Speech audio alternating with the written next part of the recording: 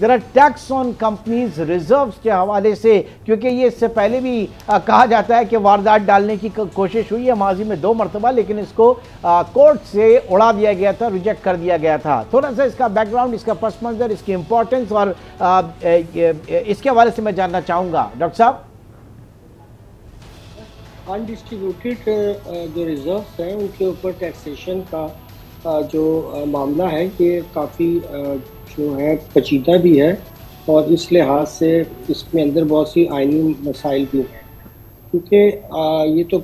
Already corporate sector जो है वो उसके ऊपर टैक्स दे चुकी होती है कंपनीज, और आफ्टर टैक्स जो प्रॉफिट्स है उसके से रिजर्व्स बनाए जाते हैं। तो गोया कि अगर आप उसको दोबारा टैक्स करने की कोशिश करें इस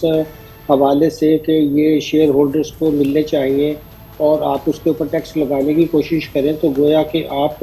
डबल टैक्सेशन कर रहे होते हैं जिसकी कोई गुंजाइश नहीं है। और इसके बारे में जब 2 दफ़ा कोशिश हुई, पहले 5% लगाया गया, फिर 10% किया गया, तो इसको कोर्ट्स में जब चैलेंज हुआ तो इसको अनकॉन्स्टिट्यूशनल डिक्लेयर किया जा चुका है।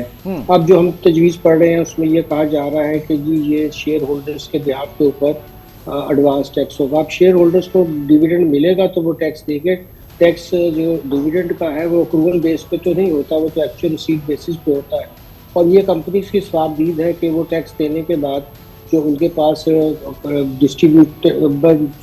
मनी पड़ी है उसको वो अपने रिजर्व्स में ले जाकर फ्यूचर की एक्सपेंशंस करनी है, फ्यूचर की उन्होंने अपनी और पेशबंदी करनी है। फिर जैसे मसाइल आजकल है,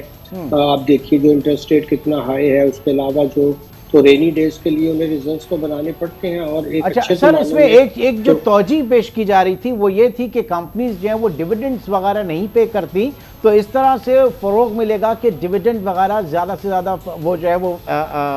बड़े बड़े डिविडेंड्स दें उनको थोड़ा सा ज़रा, और ज़ाहिर है कि फिर ये जो